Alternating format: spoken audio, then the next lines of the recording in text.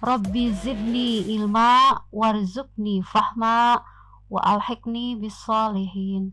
Amin.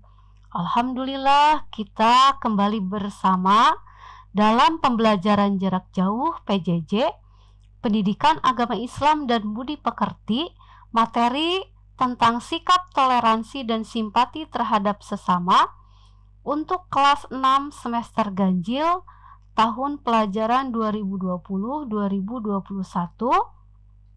SD Istiqomah Bandung bersama saya Erna Hernawati SPD.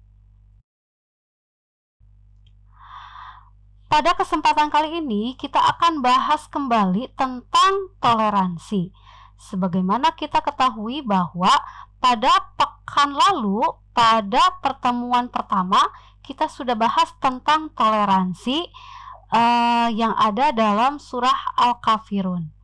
Nah, toleransi adalah sikap yang tidak menyimpang dari aturan, di mana seseorang menghargai atau menghormati setiap tindakan yang dilakukan oleh orang lain. Toleransi dalam kehidupan terbagi dalam dua bentuk. Yang pertama, toleransi sesama agama, yaitu toleransi yang diperbolehkan baik dalam segi ibadah dan muamalah. Artinya muamalah itu sosial kemasyarakatan. Yang kedua, toleransi antar agama. Maksudnya bahwa toleransi yang hanya diperbolehkan dalam bentuk muamalah atau sosial kemasyarakatan saja. Nah, di sini maknanya toleransi bukan berarti membiarkan saudara kita melakukan kejahatan.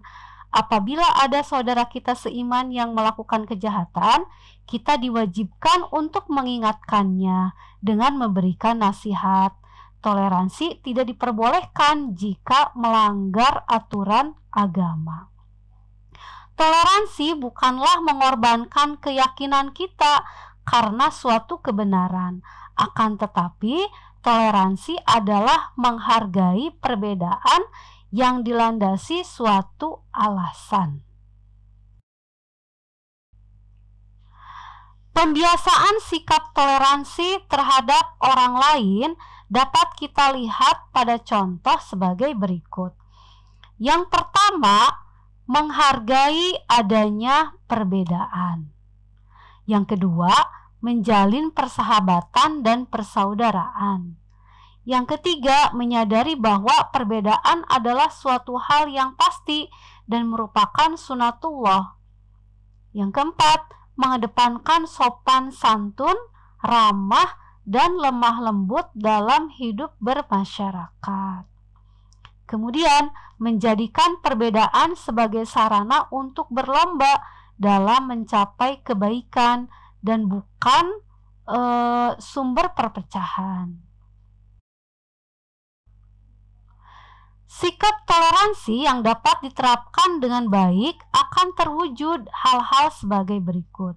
Nah, jika kita bisa menerapkan sikap toleransi kepada orang lain, maka akan terwujud hal-hal sebagai berikut. Yang pertama, suasana harmonis, hidup rukun dan tentram. Kemudian, memperkuat ikatan persaudaraan dalam masyarakat. Kemudian, terwujudnya kasih sayang antar umat beragama. Yang keempat, terwujudnya berbagai kemudahan hidup. Dan yang kelima, terhindar dari permusuhan antar sesama. Nah, sekarang kita lanjutkan ke nomor 2 tentang simpati. Simpati pengertiannya menurut Kamus Besar Bahasa Indonesia adalah keikutsertaan merasakan perasaan senang, susah, dan sebagainya terhadap orang lain. Jadi simpati ini ikut merasakan perasaan orang lain. Orang lain sedang senang, kita ikut senang. Orang lain sedang susah, kita pun memberikan simpati, kita merasa susah juga. Itu arti dari simpati. Manusia adalah makhluk sosial yang tidak bisa hidup sendiri, pasti membutuhkan bantuan orang lain dalam kehidupannya. Disinilah terciptanya hubungan untuk saling tolong-menolong antar.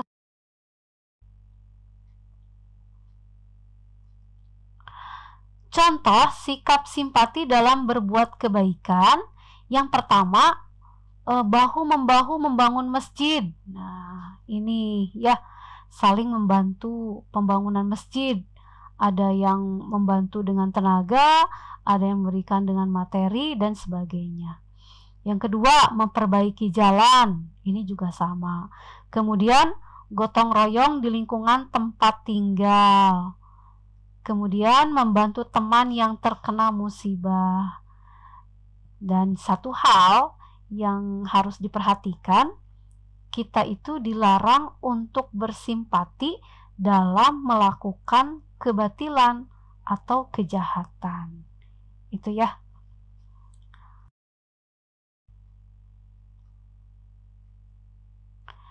Nah, pembiasaan sikap simpati terhadap orang lain dapat kita lihat pada contoh berikut ini. Yang pertama, mengutamakan kepentingan orang banyak daripada kepentingan pribadi.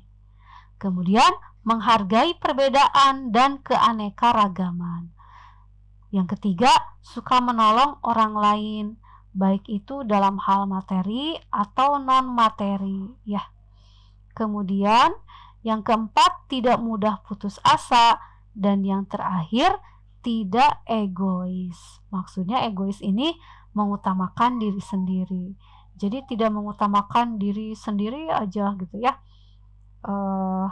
Jadi kita pun harus mempunyai sikap simpati terhadap orang lain.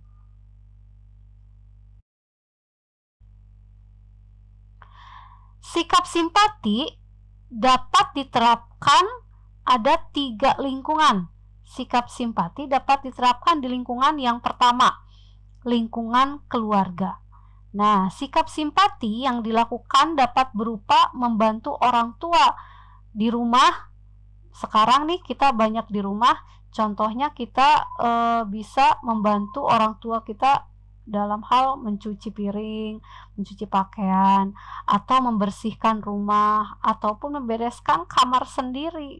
Itu sudah termasuk sikap simpati kita di lingkungan keluarga. Yang kedua, di lingkungan sekolah, sikap simpati yang dilakukan dapat berupa membantu teman kita yang terkena musibah dengan menyumbangkan sebagian rezeki kita dan menjaga kebersihan kelas. Contoh yang lain, menjaga kebersihan kelas dengan regu piket. Yang ketiga, lingkungan masyarakat. Sikap yang dilakukan dapat berupa ikut dalam kerja bakti, membersihkan lingkungan, bergotong royong membangun musola, dan membantu tetangga yang sedang terkena musibah. Nah, itulah sikap simpati dapat diterapkan di lingkungan keluarga, sekolah, dan masyarakat. Nah, kesimpulannya bahwa yang pertama, toleransi adalah menghargai dan menghormati tindakan yang dilakukan orang lain. Kemudian yang kedua, toleransi bukanlah mengorbankan keyakinan kita karena suatu kebenaran, akan tetapi toleransi adalah menghargai perbedaan yang dilandasi suatu alasan. Kemudian yang dapat kita simpulkan, manusia adalah makhluk sosial, artinya tidak dapat hidup sendiri, pasti berhubungan dengan orang lain dan membutuhkan bantuan orang lain atau hidup bermasyarakat. Makanya kita harus mempunyai sikap simpati terhadap orang lain.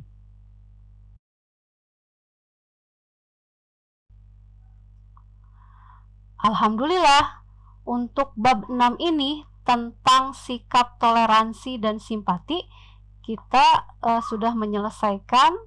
Kemudian ada tugas, kerjakan uji kemampuan halaman 75 sampai 77.